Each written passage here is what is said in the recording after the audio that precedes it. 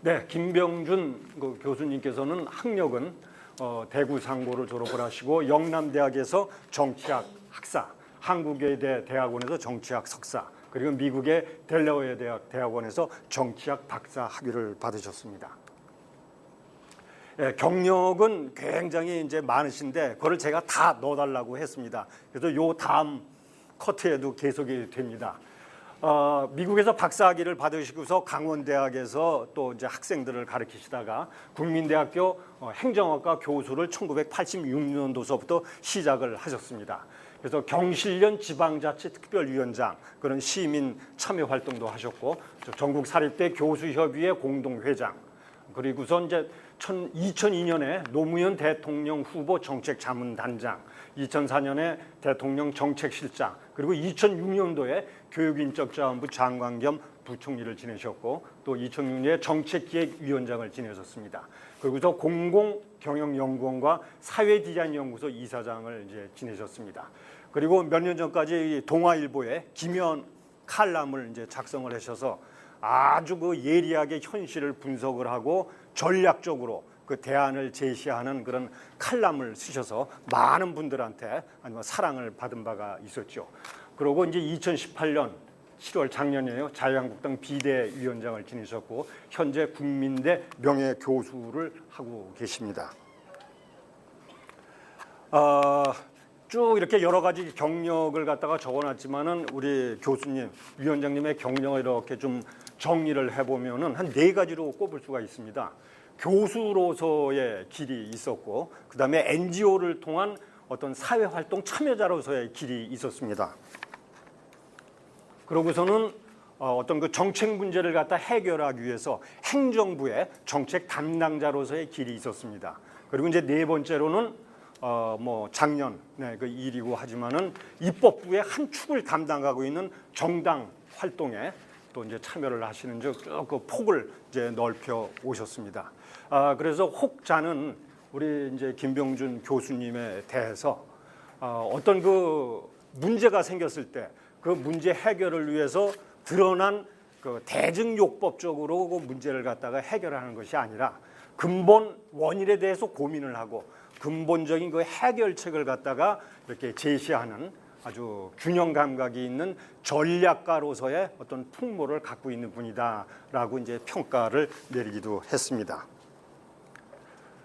네, 이제 그런 김 교수님에 대한 이제 인식을 갖고서 김병준 교수님의 책자목 굉장히 많이 있습니다. 근데 딱 제가 5가지만 이제 내려놨는데 여러분들께서는 일본에 있는 지방자치론, 이거는 꼭 기억해 주시기를 부탁을 드리겠습니다. 1994년도에 법문사에서 지방자치론이 처음 나오는데 이거는 김병준이라는 인물을 대표하고 김병준이 일생을 두고 화두로 삼았던 게 바로 지방자치입니다.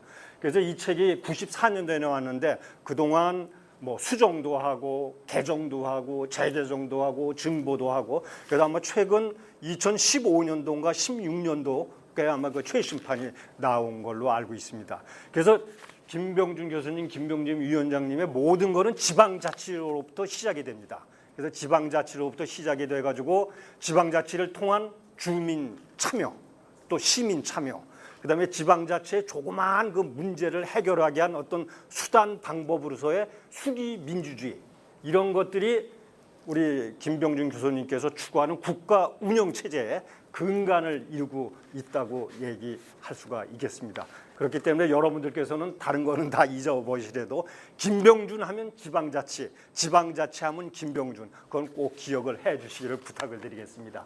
2번째, 뭐 10권의 책으로 노무현을 말하다, 99%를 위한 대통령은 없다, 김병준의 대담, 뭐 대통령의 권력, 이런 식의 주로 국가 운영을 위한 큰 틀에서 세상을 보는 그 책들을 많이 저술을 하셨습니다. 자, 우리 김병준 교수님, 위원장님을 모셔서 강연을 듣도록 하겠습니다.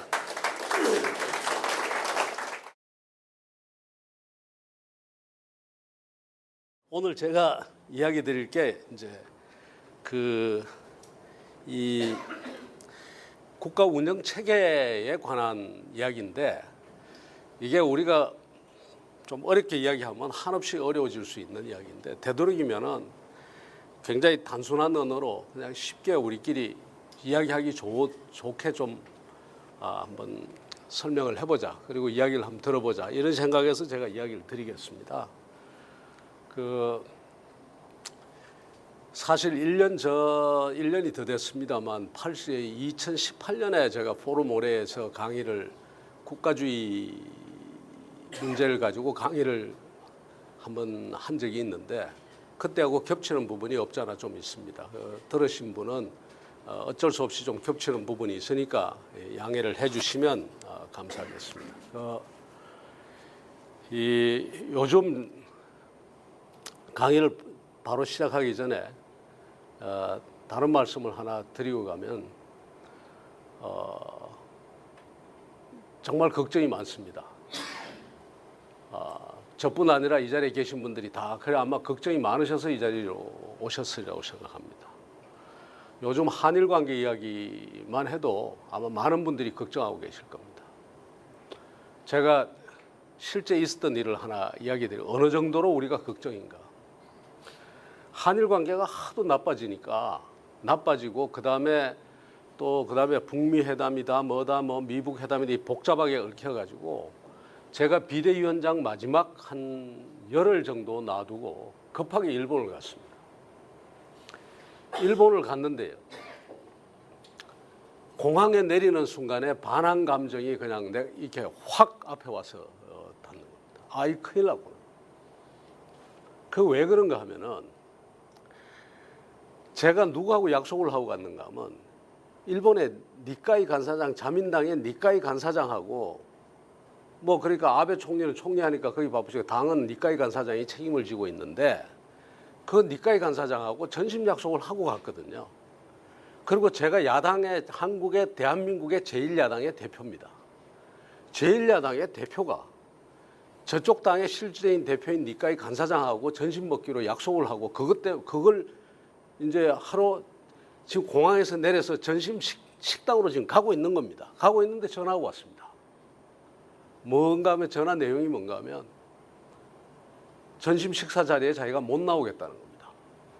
그래서 제가 이제 아니 지금 내가 당신 만나러 일본을 왔고 이건 정당의 대표끼리의 약속으로 지금 내가 왔는데 지금 못 만나면 어떡합니까? 그러니까 제발 이해를 해달라는 거예요. 그래서 내가 당신한테 이야기하지 않느냐. 그 양반이 이야기하기를 나이가 86세인가 그렇습니다. 그래서 우리가 만난다는 사실을 비밀에 붙여달라고 이야기를 했는데 지금 당신은 알고 있는지 모르는지 모르지만 한국의 연합뉴스에 났다 이거예요. 지금 김병준이 아침에 지금 출국을 했는데 니카이 간사장을 만나러 지금 출국을 했다. 이렇게 연합뉴스에 나버렸다. 나버렸기 때문에 내가 당신을 만나고 나면은 일본으로부터 상당한 공격이 너 왜 한국 사람 만나냐 해가지고 자기한테 공격이 오게 돼 있고 자기 당이 부담을 안게 돼 있다는 거예요. 그래서 못 나오겠다는 겁니다. 야, 이 정도로 심각한가? 그래서 이제 대안으로서 어떻게 하면 좋겠냐? 나도 내 체면이 있지 않느냐? 내가 지금 이대로 당신 못 만나고 돌아갔을 때 나는 한국 가서 뭐라고 설명을 할 거냐? 이렇게 되면 우리 관계가 굉장히 지금 어려워진다. 그랬더니 그 양반이 대안을 제시했어요. 사실 자기가 지금 몸이 안 좋다.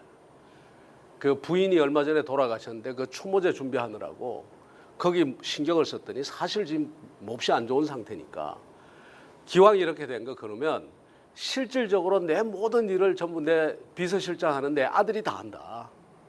그러니까 내 아들하고 이야기를 좀 해주고 자기가 90 다 돼가는 사람이 뭐 그렇게 열심히 하겠냐. 아들이 다 챙겼는데 해주고 자기가 일을 다 못 챙기니까 간사장 대행이 있다. 그 간사장 대행하고 대행이 8선 의원인데 간사장 대행하고 이야기를 좀 하고 그 다음에 외교위원장에 참여하는 외교위원장이 있으니까 그 외교위원장하고 또 한 사람 13선 의원인가 한 분하고 이렇게 4명을 내보낼 테니까 그 4명하고 좀 전심을 해주고 이야기를 다 하면 자기하고는 전화로 좀 이야기를 했으면 좋겠다. 이제 그렇게 했습니다. 그렇게 해서 서로 체면 유지는 했는데 그 양반들을 정치인들 만났죠. 만나고 난 다음에 그 다음에 내각 인사들을 만났습니다. 그 내각 인사는 제가 누굴 만났다고 이야기 드릴 수가 없습니다. 철저히 말하자면 누굴 만났다는 이야기를 안 한다는 조건으로 제가 만났습니다. 그게 내각의 아주 중요한 인사들입니다. 일본의 국정을 좌지우지하는 중요한 인사들을 제가 만났는데, 그래서 그 만난 자리에서 제가 어떤 생각을 했는가 하면, 야, 이거 곧 한일 관계가 결국은 이게 사고가 나겠다. 왜 그렇게 느꼈는가 하면요, 이분들이 저한테 계속 확인하는 게 있어요.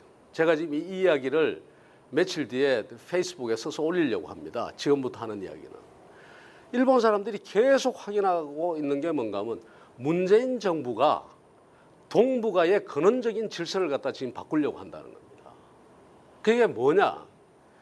동북아의 근원적인 질서가 뭐겠습니까? 저도 이해하고 그 양반들도 이해하는 게, 그게 뭔가 하면 한미일 동맹 체제가 남쪽에 있고 북, 러, 중 협력 체제가 북쪽에 있는 겁니다. 이 두 개의 삼각이 협력 체제가 두 개가 서로 존재하면서 대립하고 있는 한 한반도의 평화와 통일은 있을 수가 없다라는 것이 문재인 정부의 생각 아니냐. 제가 그걸 어떻게 부정하겠습니까?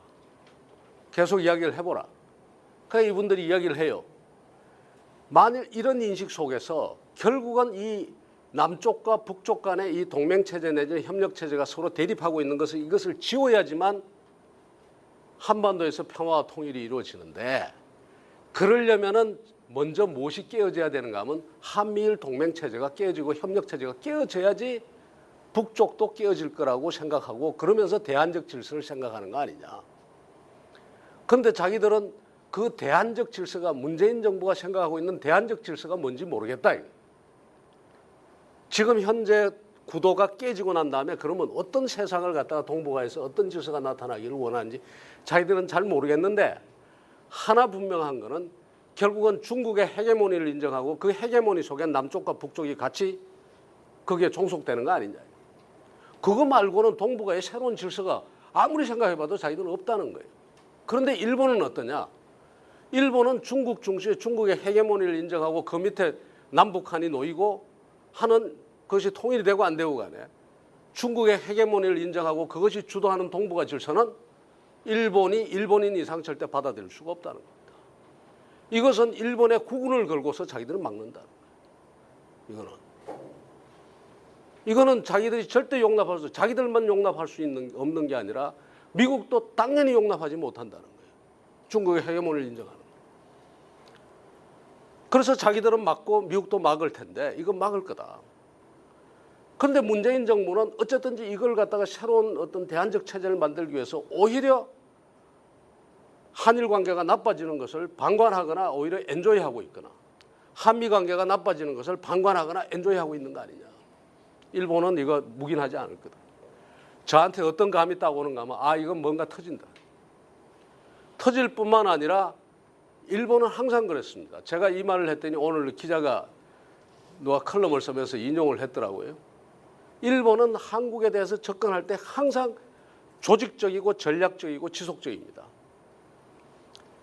우리는 어떤가 하면요, 우리는 굉장히 정서적이고 감정적이고 일시적이고 파편적입니다. 독도 문제 터지면 막 혈서 쓰고 했다가 한 2달 지나면 없어집니다. 일본은 안 그렇습니다. 일본 정부는 아주 조직적이고 체계적이고 하거든요. 이번 사태만 해도 저는요, 일본 독자 행동이라고 저는 생각 안 합니다. 틀림없이 미국하고 다 이야기할 거 다 했을 겁니다. 그러고 움직입니다. 그런 상황에 가가지고 이게 어떻게 해결할지 모르겠습니다만, 그래서 제가 뭘 생각하는가 하면, 일본은 이미 자기 손실을 각오한다는 말입니다. 한국하고 던질 때 이번 문제는 어떻게 넘어갈지 모르지만요, 앞으로 이 구조가 계속되는 한 일본은 자기 손가락을 베서라도 팔이 날아가는 것을 막으려고 덤빌 거란 말입니다. 말하자면 중국 중심의 그 질서를 막기 위해서 자기들은 손해볼 거 보고 던진다. 그런 거 보고 우리가 일본 보고 당신들도 손해볼 테니까 거둬라, 이거 안 통합니다. 그래서 제가 이야기하는 거예요. 이 문제 해결하려면 어떻게 해야 되느냐. 문재인 정부가 나서서 우리가 원하는 게 한미일 동맹체제 부수자는 게 아니고, 그다음에 새로운 중국 중심의 새로운 질서를 만들자는 그런 의도가 없다는 것을 설명해 줘야 됩니다. 그리고 만일 새로운 체제를 갖다 원하면 새로운 체제 원한다고 이야기를 하고 그 새로운 체제가 일본한테도 결국 손해가 아니라는 것을 설득할 수 있어야 됩니다. 아무것도 안 하고 있잖아요. 아무것도 안 하고 기업들 앞세워놓고 그다음에 워싱턴에 이미 일본하고 미국하고 다 이야기됐을 텐데 워싱턴에 사람 보내고 일종의 퍼포먼스만 하지 실질적인 해결하려는 노력은 하나도 하지 않습니다. 제가 더 답답한 건요. 야구에 프로가 있고 아마추어 야구에 참 관중이 있고 선수가 있지 않습니까? 축구에도 그렇고 관중이 있고 선수가 있는데 이 관중은 나오는 대로 이야기해도 됩니다. 야 저놈 저 갈아치워. 야 나보다 내가 쳐도 그보다 낫겠다 말이야. 막 욕하고 막 하고 심지어 가가지고 손가락질하고 그래도 됩니다. 그 관중의 권리입니다. 그거는 또 관중이 그럼 너 와서 쳐봐. 네가 쳐봐 임마. 근데 칠 수 있으면 못 치지. 자기는 그냥 관중으로서 이야기하는 거예요. 프로는 그러면 안 되거든요. 프로는 뭔가 하면 저 친구 빼 이러지만 관중은 그렇다고 해서 진짜 그 프로는 정말 이길 수 있는 전략을 가지고 프로답게 행동을 해야 돼요. 볼도 칠 수 있어야 되고 감독도 잘해야 되고 관중처럼 하면 안 되거든요. 관중하고 프로는 다른 거 아닙니까? 우리 외교 관계로 치면은요. 국가 운영 체제나 외교 관계로 치면은 뭔가 있는가 하면 일반 국민들은 관중에 가깝습니다. 그래서 국민들은 뭘 이야기할 수 있는가 하면요. 흥분할 수 있고 화낼 수 있고 욕할 수 있고 의병 모집하자 때려잡자 일본 놈들 이번에 가만 안 둔다 이럴 수 있습니다. 프로는 그러면 되냐? 프로는 그러면 안 되죠. 프로는 어떻게 해야 되는가? 프로는 냉철해야 되고 그다음에 그 사태를 어느 선수를 끼워서 어떻게 하면 이길 것인가에 대한 그 전략적 마인드가 있어야 되고 그만큼 가가지고 치밀하고 그게 있어야 된다. 한국이 왜 일본이 전략적이고 지속적이고 그다음에 조직적인 데 비해서 한국이 감정적이고 말하자면 정서적이고 파편적이고 이런 거 이유가 어디 있는가 하면요. 일본은 누가 그렇게 조직적이고 전략적이고 지속적인가 하면 정부가 그런 겁니다. 정부가. 프로가 그런 거예요. 일본 국민이 전략적이고 조직적이고 그러지 않습니다. 정부가 그렇게 조직적이고 치밀하고 이렇단 말이에요. 사건 하나를 해결하는데도 치밀하게 계산해서 우리 독도 문제 접근하는데도 치밀하게 하고 교과서 문제 접근하는데도 치밀하게 한단 말이에요. 한국은 뭐가 엉망인가 하면 정부가 엉망이라서 이게 국민이 정서적이고요. 그런데 가만 보면 요즘 보면요. 대한민국에는 관중도 없고 프로도 없어요. 관중만 있어요. 관중만. 정부의 국회의원이라는 친구가 여당의 실세라는 친구가 의병 모집하자고 그러고 돌아다니고 이건 누가 하는 건가 하면 이건 관중이 하는 거예요. 관중이. 프로는 프로답게 접근해야 되는데 이 대한민국의 국정 운영 실력을 보여주는 거예요. 지금. 이런 친구들이 앉아가지고 지금 국정을 운영한다고 하니까 나라 꼴이 이게 제대로 되겠습니까? 자기가 관중인지 프로인지도 몰라요. 자기가 프로면 프로답게 문제를 해결할 수 있는 그 능력을 가져야 되는데 그냥 자극만 하고 가가지고 관중이 돌 던지면 자기는 휘발유 뿌리고 이러고 앉았다고 지금. 이거는 정말 아닙니다. 정말. 근데 지금 오늘 제가 이야기 드리려고 하는 게 바로 이제 이런 점들이 우리를 굉장히 슬프게 하는 거거든요. 국민들을 굉장히 아프게 하고. 제가 빠르게 지나가겠습니다.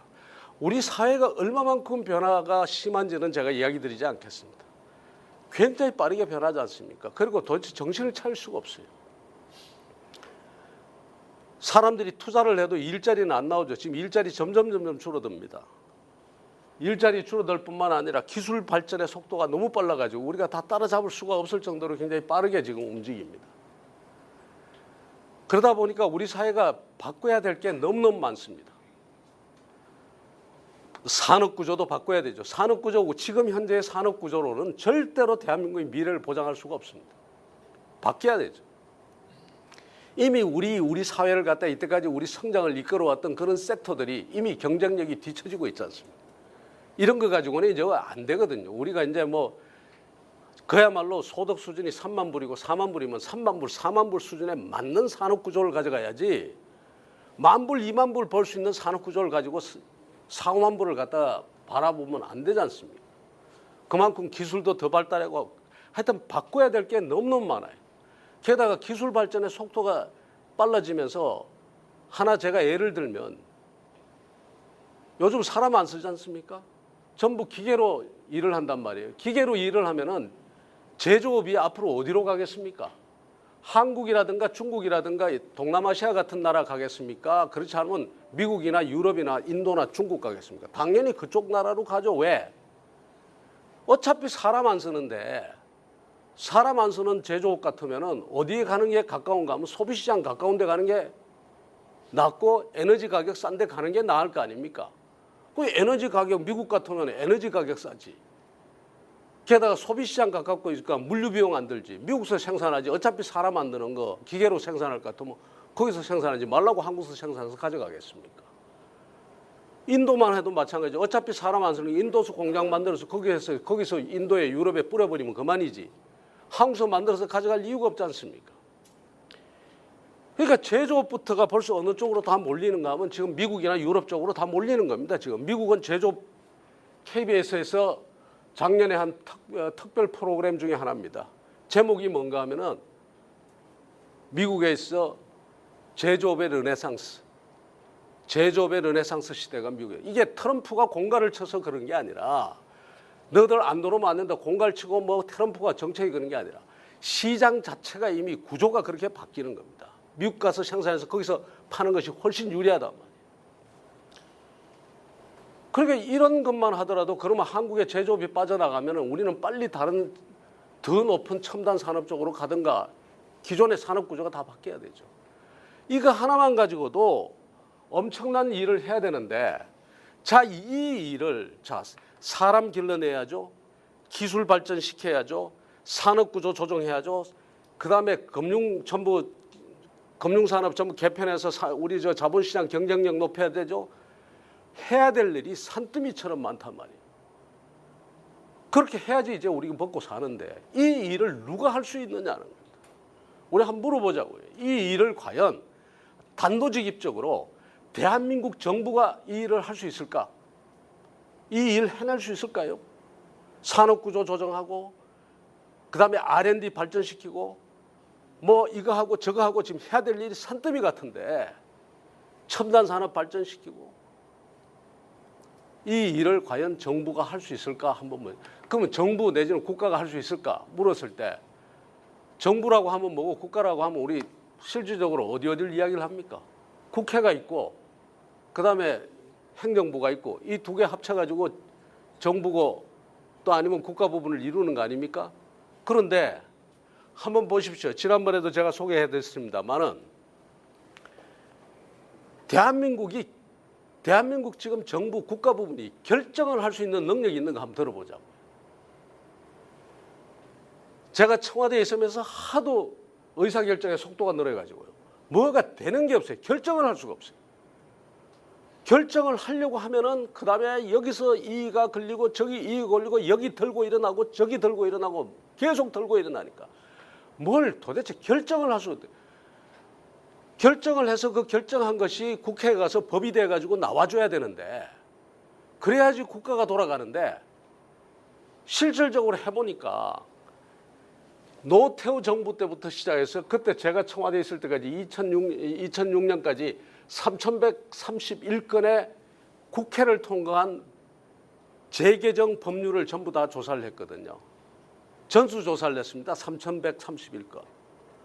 전수조사를 했더니 행정공무원의 책상 위에서 출발한 그 법안이 행정부를 다 거쳐서 국무회의 거쳐서 의결을 하고 거기서 국회로 넘어가서 국회에서 그 법이 다 심의해서 통과될 때까지 걸리는 시간이 얼마냐?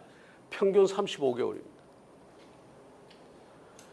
대통령 취임하면요. 인수위 때 이야기한 것이 레임덕 때 가스나 평균적으로 그 법이 통과되는 거예요. 통과된 것만 그렇습니다. 통과된 것만. 통과 안 되고 아직도 걸려 있는 것, 그다음에 아직도 싸움하는 것, 싸우다가 없어진 것까지 다 합치면 이거보다 훨씬 더 길죠. 도대체 법 하나 만드는데 3년이라는 세월이 걸린단 말입니다. 3년이라는 세월이 걸려요. 3년 세월이면 요즘은 강산이 변합니다. 근데 그 3년 세월이 걸려서 의사결정의 속도가 이 모양으로 늦어요. 속도만 넣는 게 아닙니다. 그러니까 국회가 좀 빨리 처리하면 안 되냐? 국회라는 것은 원래 빨리 처리하는 그런 기구가 아닙니다. 국회는 심의하고 싸우고 서로 대립하고 협상하고 하는 것이 국회 아닙니까? 그러니까 지금 어떻게 그랬냐? 지금 현재도 국회에 걸려있는 법안이, 국회 안에 지금 계류 중인 법안이 지금 현재 10,000건이 넘습니다. 10,000건이 넘게 지금 결정 못된 상태로 그냥 계류되고 있는 거예요. 이 사람들이 이거 처리 못하죠. 관료기구가 일 열심히 해가지고 그걸 기대하십니까? 행정 관료들이 스스로 나서가지고 열심히 일해가지고 어떻게 하든지 국가와 민족을 위해서 내 몸을 바치겠다. 그래서 그 관료들이 그건 교과서에 나오는 이야기지. 실제 관료는 어떻습니까? 움직입니까? 안 움직입니까? 안 움직여야 됩니다. 관료 입장에서 보면요, 모든 게 지뢰밭입니다. 움직였다가 사고 치면 그냥 날아갑니다. 근데 내가 왜 움직입니까? 가만히 있는 게 훨씬 낫죠. 가만히 있으면은 연공 서열에 따라서 보직 이리 갔다가 저리 갔다가 호봉 올라가다가 그 다음에 또 승진도 하고 하는데 괜히 나섰다가 목 날아가는 관료가 한두 명이 아니지 않습니까? 그저께도 제가 세월호 사태 때 날아간 차관, 그 행자부 차관하다 날아간 사람을 제가 만났습니다. 만나 위로를 해줬습니다. 날릴 때요, 그냥 그 사람이 얼마만큼 그 관료 생활하면서 고생했는지 그거 아무도 묻지도 않습니다. 제가 그 차관을 만나서 위로해줬던 이유가 뭔가 하면은 그 양반 괜찮은 공무원이었거든요. 공무원 중에. 정말 일 잘하고 열심히 하는 공무원이었습니다. 그런데 뭐 때문에 하루아침에 날아갔는가 하면 세월호 때 그 희생자 숫자 이야기하는데 숫자가 왔다 갔다 했다고 날아가 버렸습니다. 그 사람이 35년 동안 공직 생활하면서 공직사회에서 얼마만큼 열심히 했는지를 아무도 물어본 사람 없습니다. 그냥 날아가. 그리고 평생 저 엉터리 관료 날아갔죠. 그나마 그 양반 덜해요. 서남수 장관은 어떻게 날아갔습니까? 교육부 장관은 라면 먹었다고 날아가 버렸지 않습니까?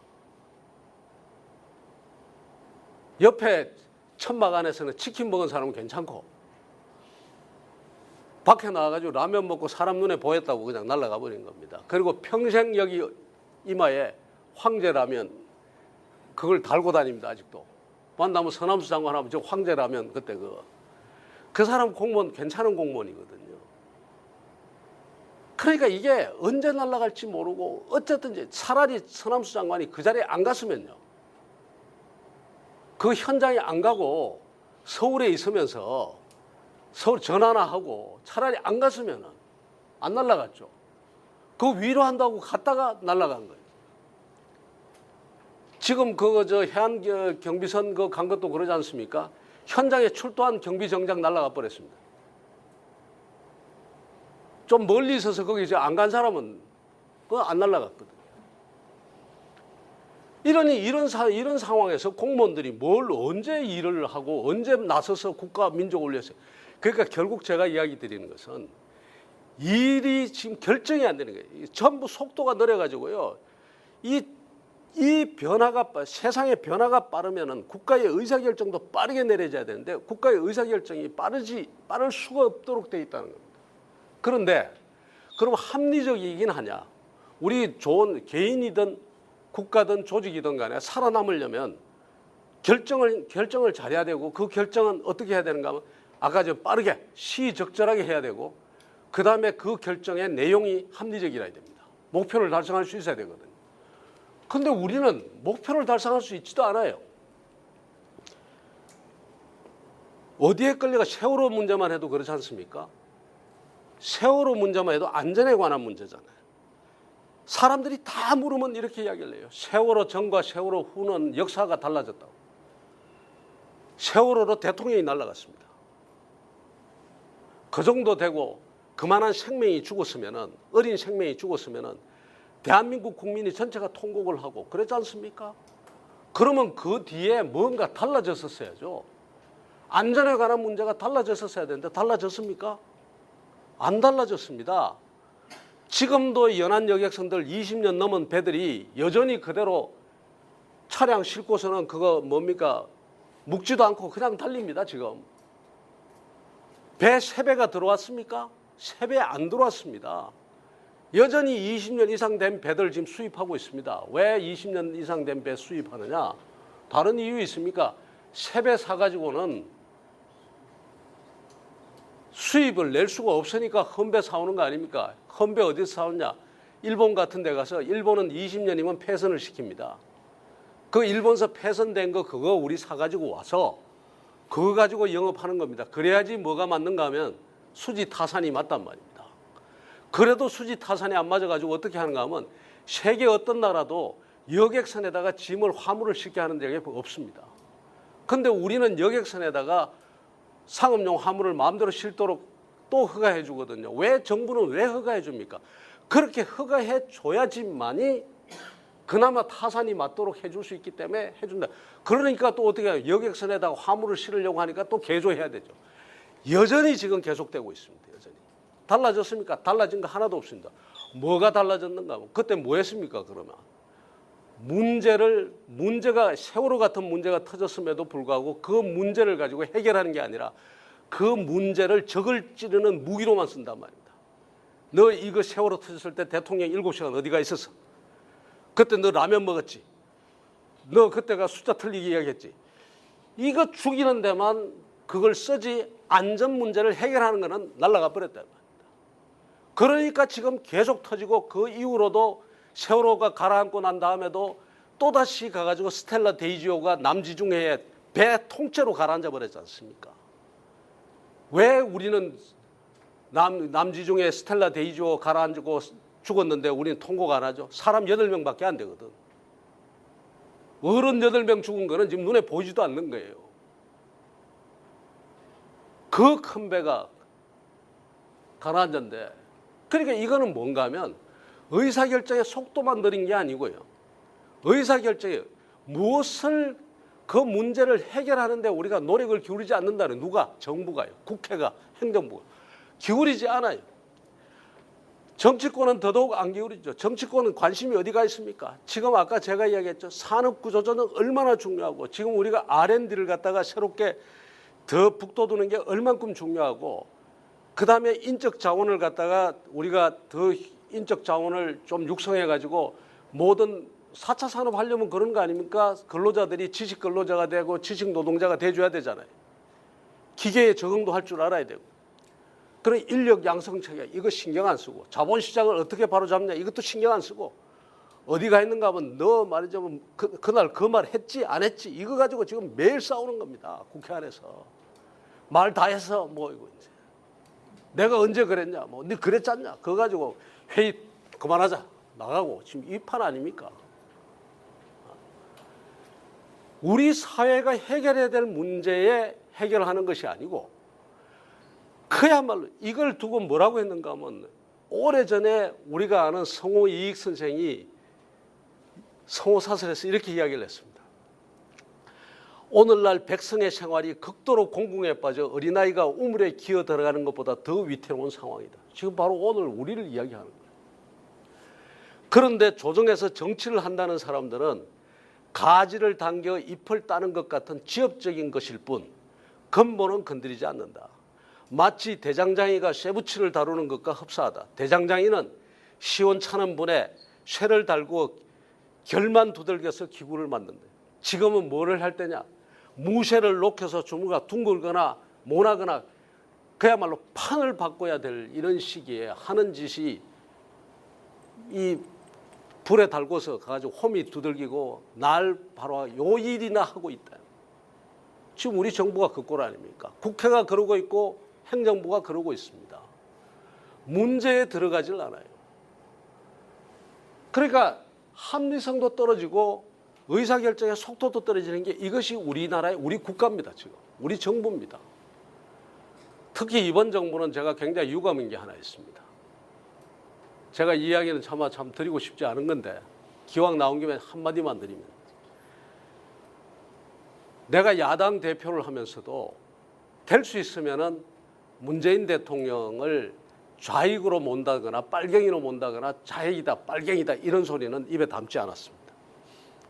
왜 담지 않았는가 하면은 우리 사회에 지금 현재 당면하고 있는 문제가 네 빨갱이냐 아니냐 이 문제가 아니라는 겁니다. 지금 당장에 자영업자들이 죽어가고 있고 며칠 전에도 제가 우리 동네에서 지금 평창동 동네에 피자집이 하나인데 30년 한 피자집입니다. 그 집에 문을 닫았어요. 문 닫은 사장을 제가 우연히 길에서 만나서 일요일 날 저녁인데 제가 길에서 만나서 붙들고는 가서 미역국 한 그릇 하자 해서 가서 이야기를 좀 들었습니다. 이야기를 하다 울더라고요. 30년 피자 가게를 평창동 사람들이 피자가 뭔지도 잘 모를 때 시작해가지고 이때까지 했는데 지금 이런 세상에 지금 자기가 문을 닫았다는 거예요. 그러면서 여러 가지 사연을 이야기해요. 문을 닫을 수밖에 없는 사연들을 이야기해요. 정말 피눈물이 나거든요. 이런 게 지금 답답하니까 당신 빨갱이냐 아니냐 좌익이다 좌익 아니다 이거 가지고 싸우기 싫다 이겁니다. 그래서 그 이야기 안 했거든요. 그러니까 본질적인 거 이런 거 이야기하자. 우리가 뭐 만들래? 그냥 가가지고 싸움을 하더라도 큰 걸 가지고 좀 싸움을 하자는 측면에서 큰 문제만 제기했지 빨갱이냐 아니냐 좌익이다 아니다 이거 이야기야. 그런데 대통령이 계속 이야기를 꺼내요. 대통령이. 지난번에도 뭘 꺼냈습니까? 김원봉 이야기 꺼냈지 않습니까? 꺼내가지고 그거 논란돼가지고 우리 사회에 도움될 거 하나도 없습니다. 그거 꼭 이야기하고 싶으면 조금 더 기다렸다가 대통령 그만두고 난 다음에 민주화 운동을 하든가 뭘 하든가 시민단체를 만들든가 해서 신원 복원해 주면 됩니다. 그건 개인 민원으로 나중에 해도 돼요. 2018년 4.3 그거 일어났을 때도 제가 뭡니까 4.3의 추도사 그 나왔을 때도 정말 심각한 이야기가 나왔었거든요. 그것이 뭐라고 이야기를 했는가 하면은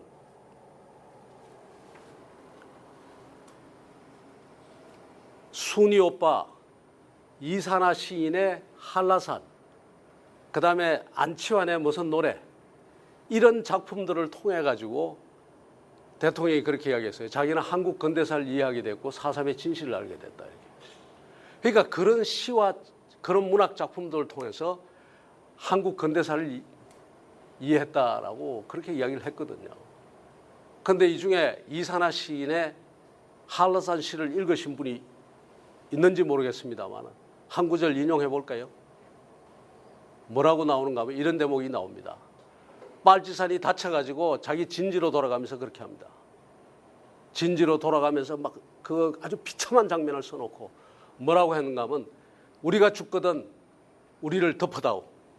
인공의 깃발로. 우리가 죽기로 맹세한 그 깃발로 내 죽음을 덮어다오. 이런 대목이 나옵니다. 그 다음에 뭐가 나오는가 하면은 당신들이 우리들 아무리 죽여도 내 가슴 속에 피는 이 진달래 흐드러지게 피는 이 진달래 꽃을 누가 감히 막으랴. 이런 대목이 나옵니다. 또 어떤 대목이 나오느냐. 기름진 지주와 자본가의 살을 죽창에 꽂아 조국 아메리카를 외치는 그들에게 돌려주자. 이런 말이 나옵니다. 이 시를 보고 대통령이 한국 근대사를 이해했다? 현대사를 이해했다? 그런 거 이야기해가지고 우리 사회에 도움될 거 하나도 없습니다. 우리 같아서 야당에서 문제를 제기하면 싸움만 일어나게 돼 있는 거예요. 야당조차도 되도록이면 이런 문제는 그냥 알았어. 그냥 덮고 대통령이 그렇게 이야기했고 그렇게 인식했다는데 두고 그 다음에 좀 실질적인 문제 이야기하자. 우리 어떻게 하면 자영업자 살릴 건지 이런 거 좀 이야기하자고 하는데 이번에 또 현충일 때 또 김원봉 이야기 또 꺼내는 거예요. 이렇게 해서 자꾸 뭔가 하면 실질적으로 우리가 해결해야 될 문제들이 뒤로 가고 있는 거예요. 정부고 국회고 간에 행정부고 국회고 간에 이렇게 자꾸 어긋납니다. 그 다음에 집행력은 어떠냐. 옛날에 박정희 대통령 때 집행력 좋았죠. 어찌됐든 간에 대통령이 결정하고 대통령이 그래서 401씨가 쓴 책인데요.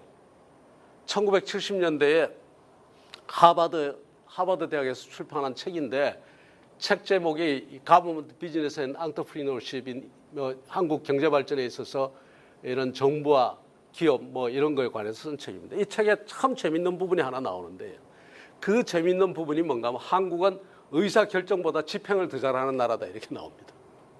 근데 이게 굉장히 중요한 이야기입니다. 왜냐하면은 당시에 모든 후진국들이 결정을 어떤 좋은 결정을 해도 그때 전부 도와준다고 유엔의 여러 산하 기구들이 가가지고 그 나라에서 경제 계획도 세워주고 다 했거든요. 문제는 집행이 안 되는 겁니다. 집행 과정에서 온갖 다 엎어지는데 한국은 의사결정을 어떻게 했든 간에 하여간 집행 하나는 아무런 임플리멘테이션 프로그램이 없었대요. 정부가 계획만 세우면 무조건 집행되는 거예요. 그래서 임플리멘테이션 프로그램이 없었다. 그러니까 집행 문제가 전혀 없는 날. 그것이 한국 경제발전의 동인이라고 이 사공일 씨가 여기다 매사추세츠 대학 교수인 리로이 잔스라는 젊은 친구하고 가 있었는데 그렇게 이야기를 합니다. 지금 어떻습니까?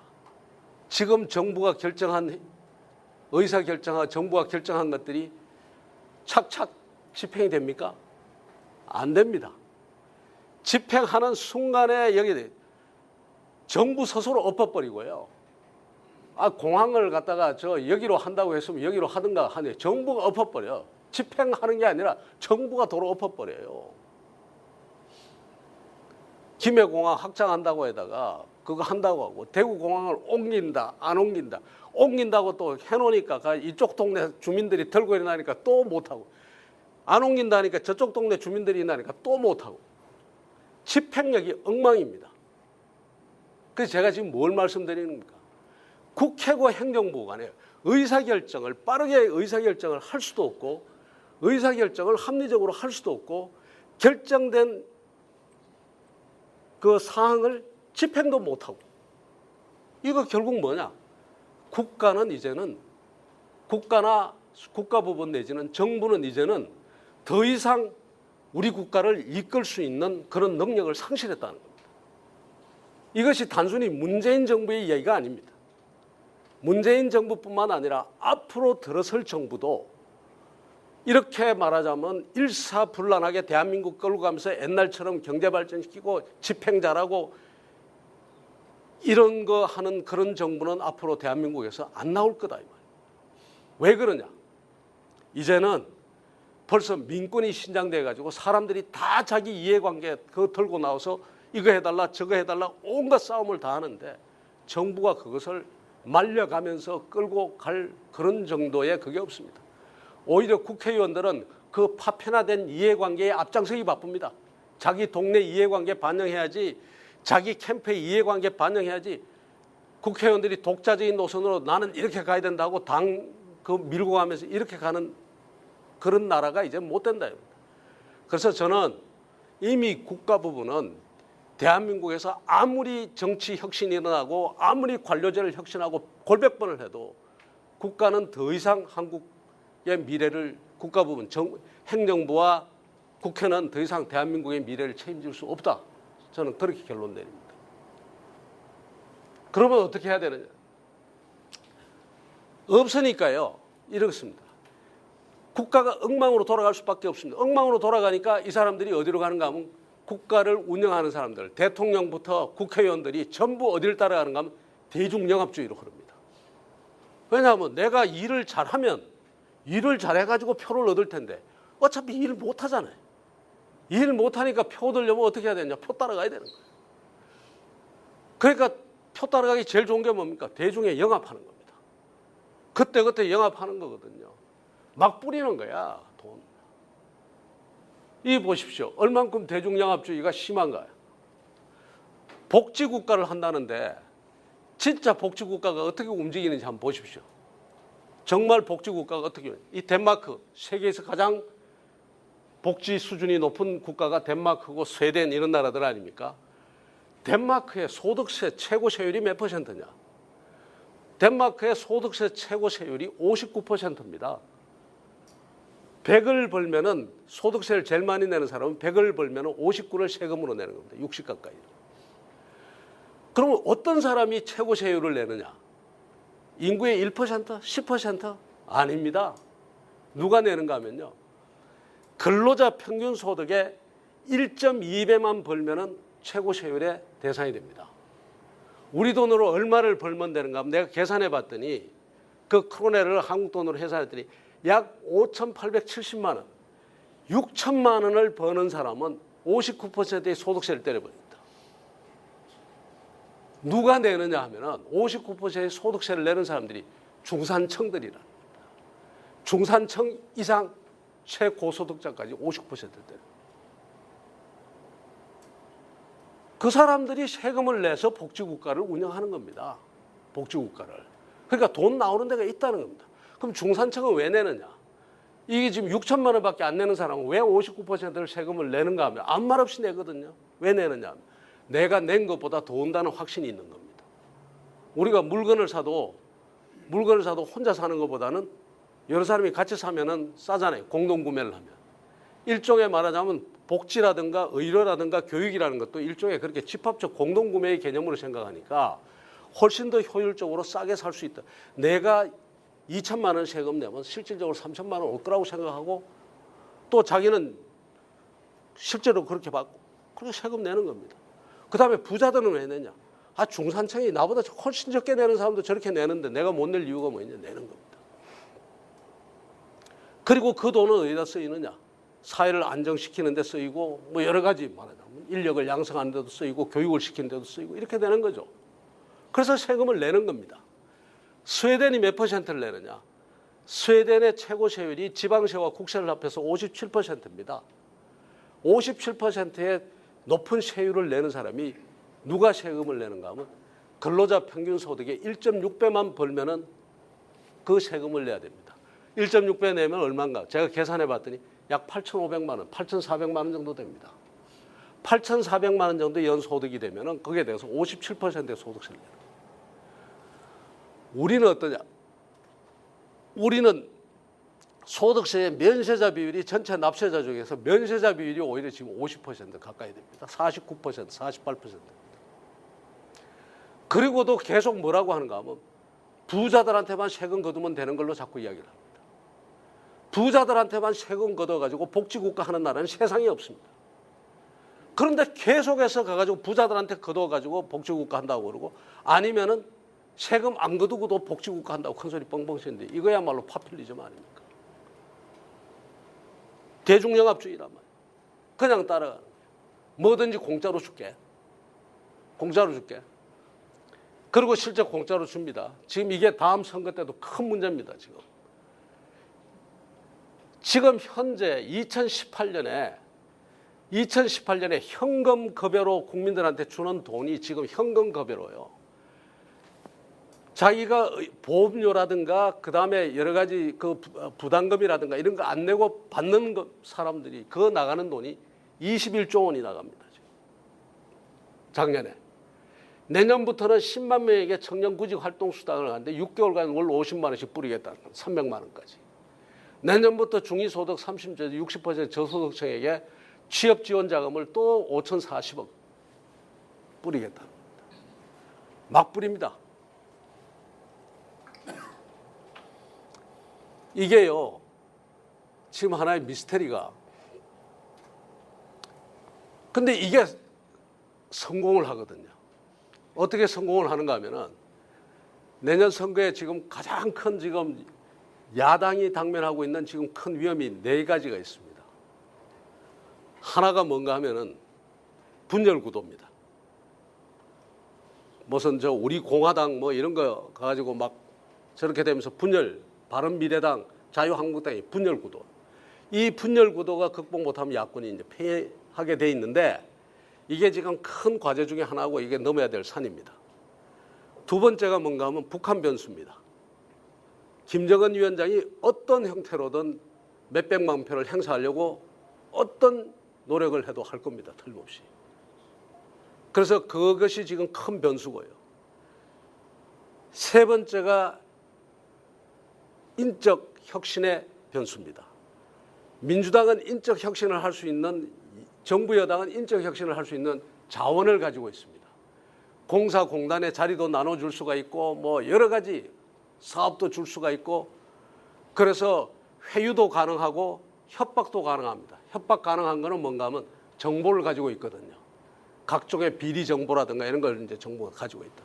그래서 여기는 인적 혁신을 해나갈 겁니다. 아마 10월, 11월, 12월 이렇게 내년 1월, 2월 가면 불출마 선언이 이어지면서 새로운 인재 영입하는 그 뉴스가 계속 뜰 겁니다. 자유한국당을 비롯한 야당은 줄 게 없습니다. 협박할 거리도 없습니다. 인적 혁신하겠다면 안에서 들고 일어나게 돼 있습니다. 들고 일어나는 잡음이 신문에 매일 보도됩니다. 누가 누구 나쁜 놈이라고 욕하고 서로 안에 그러면 당내 갈등이 됩니다. 이 산을 어떻게 넘을 것인가 이게 큰 하나의 변수인데 또 하나 아주 중요한 변수가 있거든요. 이게 바로 뭔가 하면 바로 이겁니다. 지금. 이 파퓰리즘의 변수입니다. 지금 이미 정부로부터 이렇게 혜택을 받는 인구의 수가 어마어마하게 많습니다. 몇백만 명을 넘어서 지금 1,000만 명을 넘어가. 이 사람들은 지금 당장에 다음 달에 10만 원이 더 오느냐 안 오느냐가 사실상 국가가 어떻게 되느냐보다 더 중요합니다. 매일같이 다니면서 문재인 정부 못한다고 욕을 하는데 찍을 때는 어디를 찍고 여론조사할 때는 어디를 답하는가 하면 문재인 지지로 나옵니다. 지지율이 왜 높으냐 이유가 여기에 있습니다. 문재인 정부가 흔들리면은 다음 달에 아동수당이 10만 원 안 나올 수도 있고 없어질 수도 있고 문재인 정부를 찍으면은 10만 원이 더 나올 수도 있고 이게 지금 큰 변수입니다. 이 네 개의 산을 다 넘어야 되는 이런 문제가 있는데 이게 지금 이런 것들도 그중에 하나 섞여가지고 지금 성공을 하고 있다는 거예요. 사실상의 매표 행위적인 성격이 큰데 다 알면서도 지금 우선 내가 급하니까 여기 받고 좋아하는 거예요. 그러니까 점점 국가는 이거 나중에 되면 어떻게 되는데 나중에 국가 재정이 흔들리게 돼 있죠. 원래 벌써 상반기에 지금 가지고 수십조 원 적자가 나고 후반기 때 어떻게 될지 모르겠습니다만 그런데도 불구하고 계속 지금 우선은 그건 나중에 이야기고 어차피 내가 세금 안 내는데 세금 내는 사람 따로 있는데 나는 어차피 세금 대상도 아니고 받고 보자. 받고. 그래서 이렇게 자꾸 앞서 말했던 것처럼 정부나 행정부나 국회가 합리적인 의사결정을 시의적절하게 하지 못하고 그래서 휘달리니까 어디로 가는가 하면 내리 뿌리는 걸로 간다. 대중영합주의로 간단 말이에요. 대중영합주의로 가면서 그래도 불안하니까 어디로 가는가 하면 이 패권주의로 가는 겁니다. 패권주의로. 자기가 불안하니까 자신이 있는 사람은 사람을 써도요. 권력도 나눌 수도 있고 사람을 써도 늙겠습니다. 자신 있는 사람은. 자신이 있는 사람은 내가 누구를 갖다 쓰는데 저 사람은 내 이야기를 듣고 내가 철학이 단단한 철학을 내 철학으로 저 사람을 설득할 수 있겠다 싶으면 굳이 고향 따지고 학벌 따지고 할 거 어디 있습니까? 데려다 쓰고 그다음에 나를 따라오게 돼 있는데 그만큼 자신이 있으면 자신이 없으니까 뭔가 하면 밥을 한번 먹어도 같이 먹고 앞에서 고개 숙이는 놈을 갖다 쓰지 엉뚱한 놈 안 쓴다 이 말입니다. 그러고는 자기 패거리 나야지 여기 안심이 된대. 같은 패거리라고 한 놈도 배신하더라. 그러니까 고중에서도 골라가지고 쓰는 겁니다. 이 패권주의예요. 그리고는 그 권력을 자기들끼리만 딱 나누는 거예요. 그러니까 지금 이것이 우리 국정이 저는 세 가지 레짐, 일종의 특성을 가지고 있다는 겁니다. 하나는 과도한 국가주의입니다.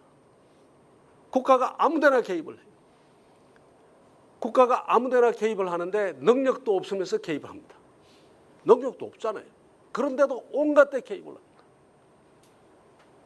이번에 제가 미국 가 있으면서 미국 변호사한테 한국의 배임죄를 설명하는데 내가 상당히 애먹었습니다.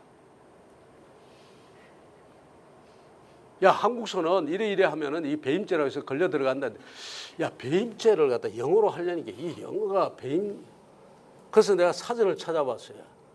브리치 오브 트러스트라고 돼 있는데 그거 가지고 설명이 안 돼요. 그래서 내가 한국서는 말이야 기업이 이렇게 하는데 내가 A하고 B한테 용역을 주는데 이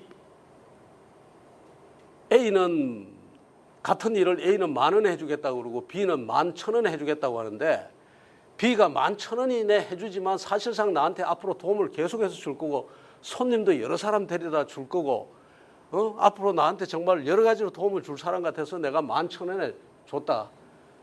그런데 이거 잡혀간다. 그러니까 왜 잡혀가느냐는 거예요. 왜 한국은 잡혀간다 그냥.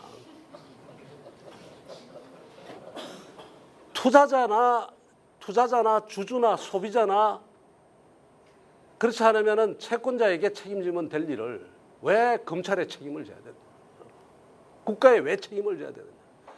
우리가 한때 그랬지 않습니까? 미국 사람들이 이해했는데 이거는 제가 에피소드로 그냥 이야기 드립니다. 제가 어느 쪽을 좋아한다가 문제가 아니라 우리 간통죄 있었지 않습니까? 남편이 바람 피고 아내가 바람을 폈으면 서로 간에 책임지고 서로 간에 뭐 죽이든 살리든 할 일이지. 그게 왜 국가가 개입하느냐. 이게 이제 옛날에 미국 사람하고 논쟁거리였습니다.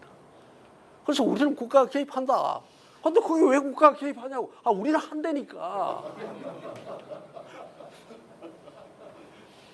그런 일들이 비일비재 우리 있지 않습니까? 주변에. 온갖 데 다 개입하지 않습니까? 그러더니 어디까지 개입하는가 하면 거기까지 개입하잖아요. 자, 이제 노동시간 52시간.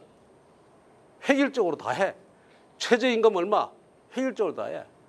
그 다음에 앞으로 가가지고 윗사람이 아랫사람 쳐다보는데 가가지고 불쾌하면 아랫사람이 불쾌하면 또 고발해. 불쾌한지 안 한지는 누가 알아? 내가 불쾌하다는데. 국가가 모든 데 지금 온갖 데 다 개입을 한단 말이에요, 지금. 그러면서 그런 능력이 있는가 하면은 국가를 이끌 능력이 있는가 하면 능력도 아닌데 충분히 자율적으로 맡기면 자율적인 질서 속에서 우선은 좀 혼잡하더라도 좋은 결과가 나타날 수 있는데 국가가 개입한단 말이에요. 그러면서 잘하나 하면은 잘 못하잖아요. 의사결정도 느리고 엉망이고 그러다 보니까 그거 커버하느라고 대중영합주의로 뿌리고 그것도 겁이 나니까 패권주의로 자기들끼리 나눠 먹고 이게 한국 정치와 한국 국정 운영의 제가 말하는 레짐이다. 이거는 정권이 바뀌어도 없어지지 않는 문재인 정권에서만 나타나는 현상이 아닌 앞으로 갈 정권에서도 나타나는 세계의 큰 레짐이 하나는 이 잘못된 국가, 과도한 국가 개입과 잘못된 국가 개입이고 두 번째가 대중영합주의고 세 번째가 바로 패권주의. 이 세 개가 대한민국을 죽이고 있는 겁니다. 다음 선거 때 그러니까 매일같이 무슨 저 친박이다 비박이다 친문이다 비문이다 그다음에 그게 진박 어디고 진박이다 원박이다 돌박이다 무슨 그래가지고 자기들끼리 선거해가지고 싸워가지고 결과 나와봤자요. 자기들끼리는 이기고 지고 합니다. 대한민국 국민은 이미 패배했습니다. 나라는 어차피 엉망으로 가거든요. 누가 이기든 간에. 어디하고 똑같다고 제가 이야기 드리는가 하면 참 대단히 그 성씨 가진 분들한테 죄송합니다만 안동김 씨가 잡던 풍량조 씨가 잡던 나라는 망했거든요. 여기서 잡던 저기서 잡던 나라는 망. 지금 그 꼴로 지금 가고 있는 겁니다. 그래서 이거 고치지 않으면은 누가 이기고 지고 관계없이 우리 국가는 정말 힘들게 돼 있다. 우리 조선시대 때 이야기를 해보면 이미 다르지 않습니까? 조선의 정약용 선생 같은 사람이 이야기를 했어요. 요번에 제가 일부러 갔다 왔습니다.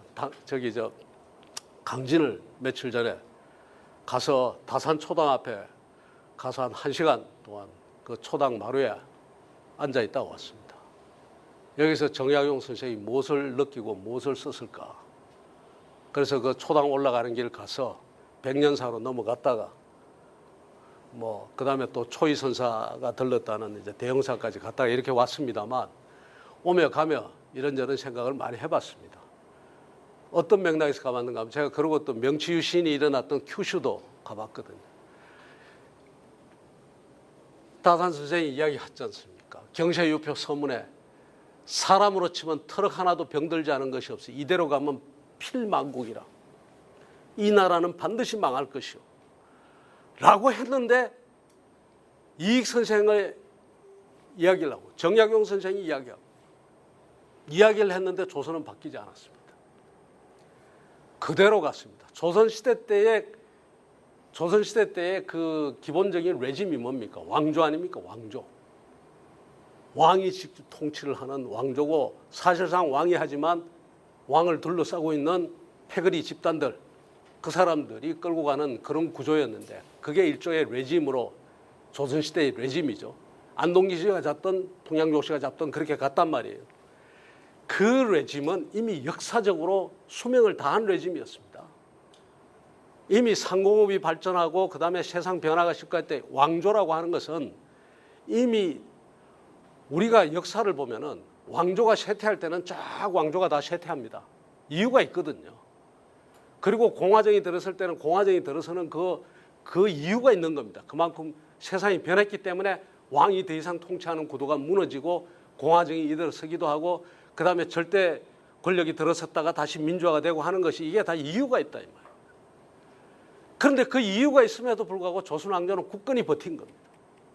어쨌든 일종의 왕과 왕권과 그다음에 귀족권의 자기들 상호 협력 관계 싸움은 있지만은 결국은 자기들끼리 싸움 속에서 그냥 유지하고 간 거예요.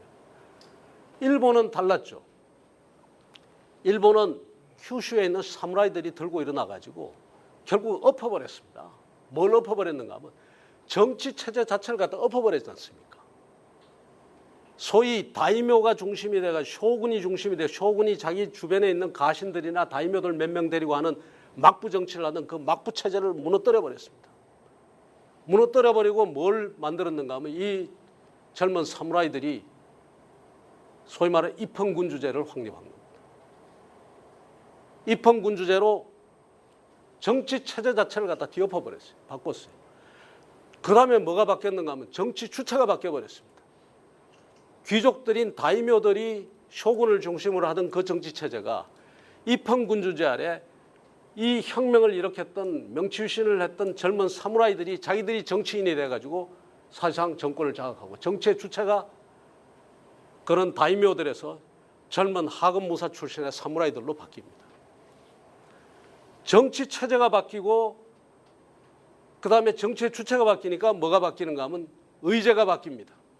의제가 뭘로 바뀌는가 하면 근대화, 부국강병 같은 이슈가 그때서야 등장을 합니다.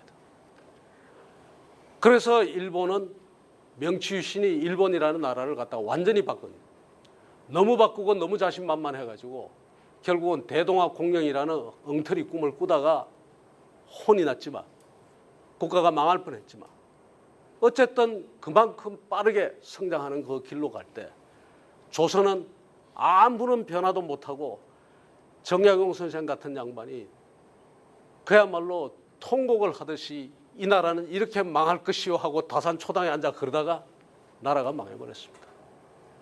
정약용 선생이 얼마나 답답했으면 나중에 와서 기록을 찾아보니까 정약용 선생이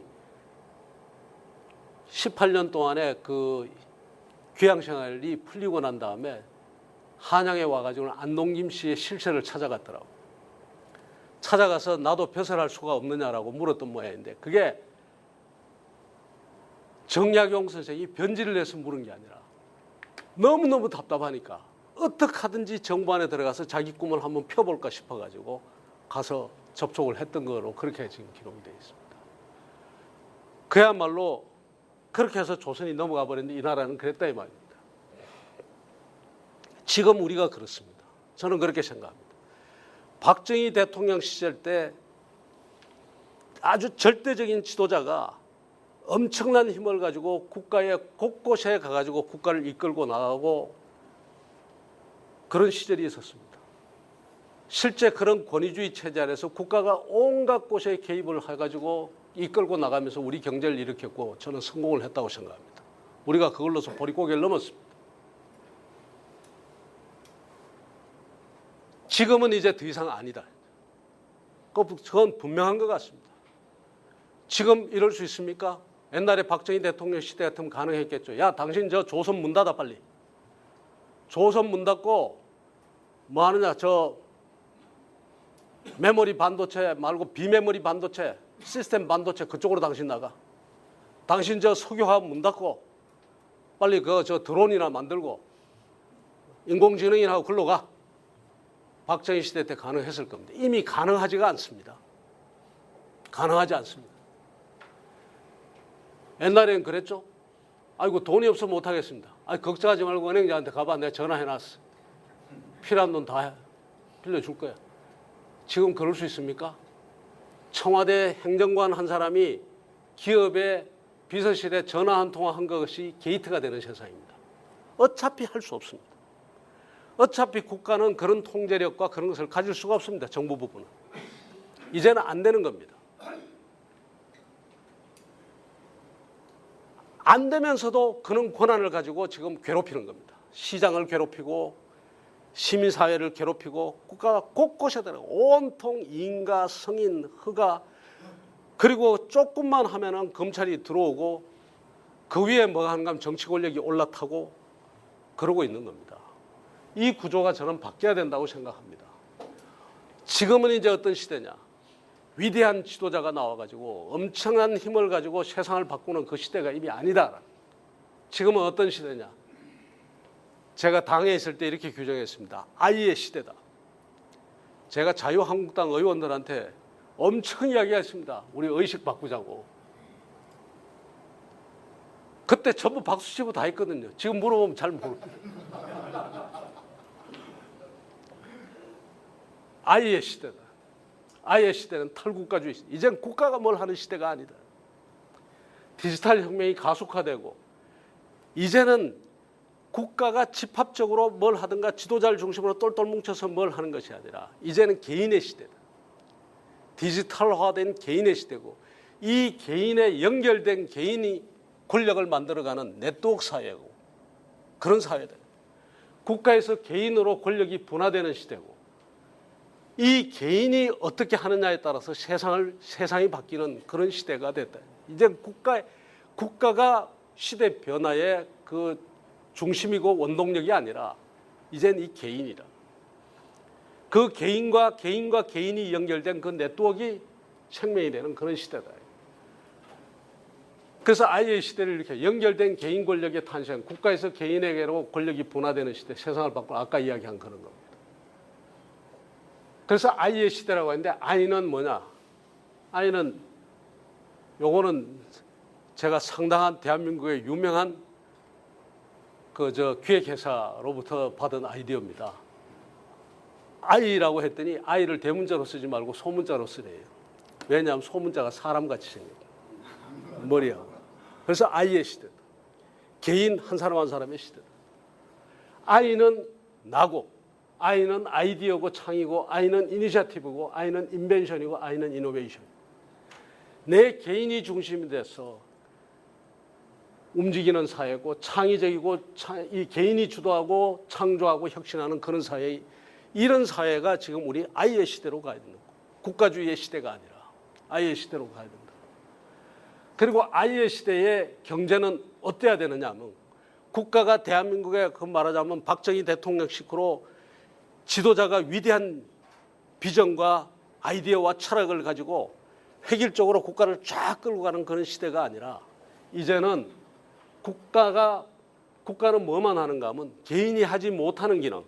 그러니까 시장에서 경쟁력이 떨어져서 아예 처지는 사람들, 약한 사람들, 시장에서 실패한 사람들, 이런 사람들을 보호하고 그런 사람들을 감싸주고 국가가 이렇게 개인이 하지 못하고 시장이 하지 못하는 부분을 보완적, 보충적으로 이렇게 일을 하면서 그 사람들을 돌보는 보완적, 보충적 기능이 작동하는 가운데 국민 모두인 아이가 이게 핵심입니다. 자유와 자율의 기반 위에서 새로운 생각과 기술로 창조와 혁신을 주도하는 경제.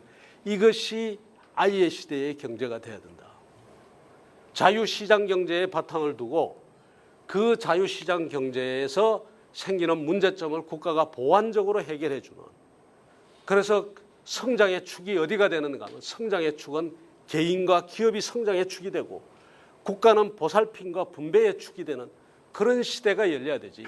국가가 자기가 성장을 주도하겠다고 획일적으로 아무데나 간섭하고 아무데나 끼어들고 하는 그런 사회는 이제 아니다라고 제가 이야기합니다. 그 아이의 시대다. 그 아이의 시대를 가능하게 하는 우리한테는 그런 충분한 우리 나름대로의 특성이 있다. 그 특성은 뭔가 하면 한국 사람은 다른 어떤 민족보다도 성공에 대한 열정이 높다. 그 다음에 한국 사람은 본질적으로 굉장히 까다롭다. 만족을 모르는 사람. 어떻게 보면 굉장히 불평불명 분자 같지만 그렇지가 않은 것이 만족을 쉽게 못하니까 만족시키려면 혁신을 계속해줘야 됩니다. 그래서 대한민국 국민을 만족시키는 휴대폰은 세계 모든 사람을 만족시킬 수가 있어요. 대한민국 여성을 만족시키는 화장품은 세계 모든 여성을 만족시킬 수가 있어요. 이것이 대한민국의 저력이고 대한민국의 장점이다. 그 까다로움이 있고 그러면서도 한국 사람들은 높은 공공성과 공동체에 대한 의식과 공공성이 있다. 국가가 위기에 빠지면 민주당 국회의원이 이야기하지 않아도 의병이 일어날 만큼 충분히 말하자면 그 공동체와 국가에 대한 그런 관념들이 있다 이 말이에요. 그래서 이 다 합치면은 대한민국 국민은 그야말로 위대한 국민. 우리 스스로 우리가 자꾸 패자 그다음에 우리 자체로 소극적으로 이야기하지 말고 우리 스스로 위대한 국민임을 우리 스스로 자각하자. 자각한 다음에 어떻게 해야 되느냐? 결국 저는 그렇게 이야기합니다. 저 위에 아이의 시대. 결국 다시 뛰는 이 위대한 국민이 중심이 돼서 다시 뛰는 대한민국을 지금 열어가야 된다.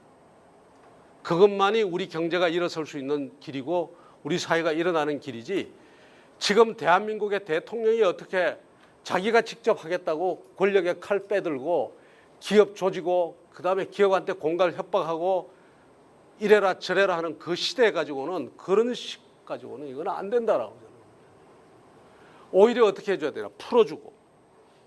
풀어주고 위대한 국민과 위대한 기업들이 뛸 수 있도록 해주는 것이 그것이 우리 시대에 맞는 철학이고 또 그렇게 가야 된다고 생각하거든요.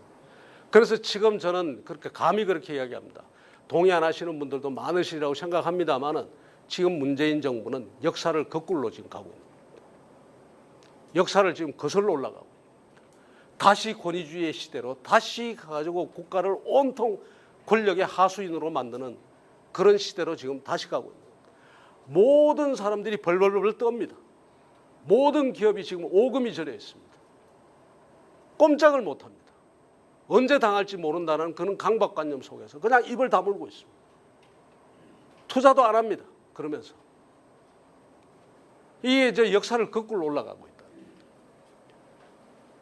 지금 제가 말씀드리는 이 이야기를 저 혼자 한 이야기가 아닙니다. 수많은 사람들이 이야기를 했습니다. 가장 대표적인 사람이 지난번에도 말씀드렸습니다만은 이 1800년도 후반에 교황에 제일 오랫동안 한 50년 안팎으로 오랫동안 재위하셨던 레오 13세 교황이 이야기를 하셨습니다. 뭐라고 이야기를 했는가 하면 뭐든지 국가가 해결하겠다고 나서는 그런 건 아니다. 시민사회와 공동체가 자유와 자유를 누려야 되고 그 자유와 자유 속에서 뭐 잘못되는 것들만 그런 것에 국가가 보충적으로 역할을 하는 것이지 함부로 들어가는 거 아니다. 이게 소위 말하는 보충성의 원칙이다. 보충성의 원칙이 뭔가 하면 영어로 지금 연구해서 No public agency should do what a private agency can do better. 민간 부분의 조직이 더 잘할 수 있는 데는 공공기관이 끼어들지 않는 것이 이것이 보충성의 원칙의 기본입니다. 이제 이런 정신으로 우리가 가야지. 말하자면 자유시장경제라는 그 철학 바탕 위에 자유시장경제만 그대로 두면은 거기에 따른 문제점들이 복지의 문제라든가 그다음에 형평의 문제라든가 이런 것이 발생하니까 그 부분에 대해서는 국가가 할 수 있는 역할을 해야 되고 또 국가가 반드시 일을 해야 될 겁니다. 그러나 기본적으로는 이 위대한 국민이 자기 역량을 다 발휘할 수 있도록 풀어주는 것이. 근데 우리 안 풀어주거든요. 그저께 어떤 양반한테 제가 이야기를 드리니까 참 내가 마음이 무겁더라고요. 얼마나 무거운가 하면 약을 하나 개발을 했는데 자기는 아주 그 약이 잘 듣는다고 확신을 한다 이거예요. 말하자면 당뇨족 같이 생겨 당뇨가 이렇게 당뇨로 인해 가지고 살이 썩어 들어가는 이제 그런 사람이 발가락 같은데 썩어 들어가고 하는 부 있잖아요. 그걸 자기가 그 밖에 가져 나와 가지고 누구 싱가포르 그 제약회사하고 같이 실험을 했더니 어느 정도 듣는다 이 말입니다. 들어서 한국 식약청에다 신청을 했더니 한국 식약청에다 인체 실험을 할 수 있도록 해달라 뭐 그랬더니 못한다고 그러더래요. 그걸 왜 못하냐 하니까 동물 실험부터 해가지고 오라고. 동물 실험부터 해가지고 가면 보통 2년, 3년 걸리는데 그때 되면 중소기업은 망하지 않습니까? 근데 싱가포르에서는 했는데 왜 우리는 못하냐? 싱가포르에서는 어떻게 했는가 하면 그렇게 했다는 거예요. 환자가 어차피 자르기 바로 직전에 환자 보고 당신 이거 한번 써보고 자르겠느냐? 그 본인 동의 얻어서 그렇게 했다는 거예요.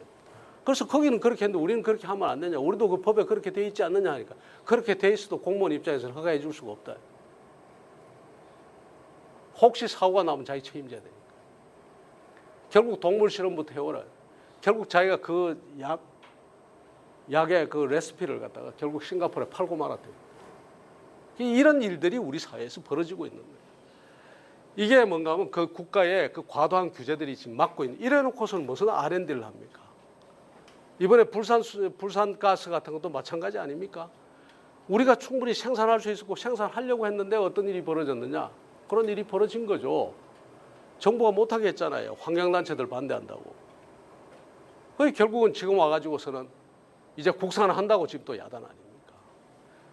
국가가 그걸 판단할 만한 그런 능력이 없어요, 사실은. 자, 그래서 제가 그럽니다.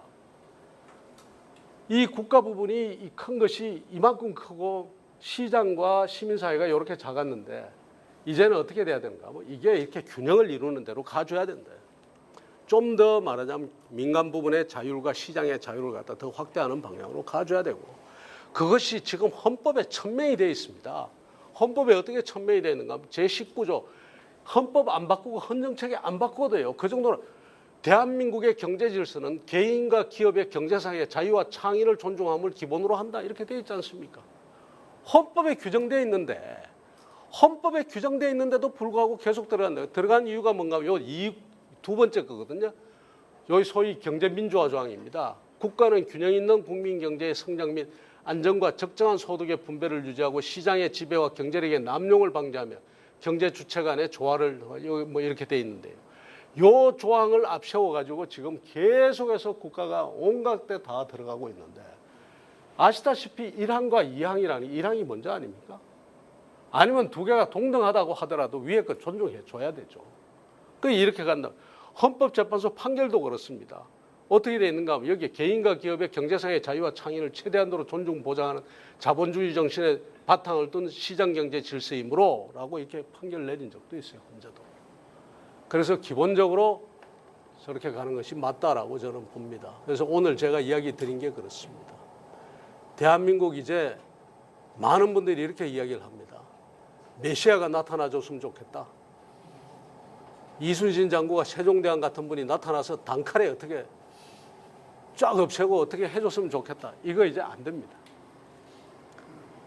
안 되고 결국은 우리 모두가 다 메시아가 되도록 해야 되고 우리 모두가 다 메시아가 돼야 되는 거예요. 결국은 다음 정부가 되든 이번 정부가 되든 국가가 어떤 쪽으로 가도록 우리가 신경을 써줘야 되는가 하면 보다 개인과 기업이 자유롭게 뛸 수 있는 그런 질서를 만드는 것을 우선시해서 우리가 움직여줘야 됩니다.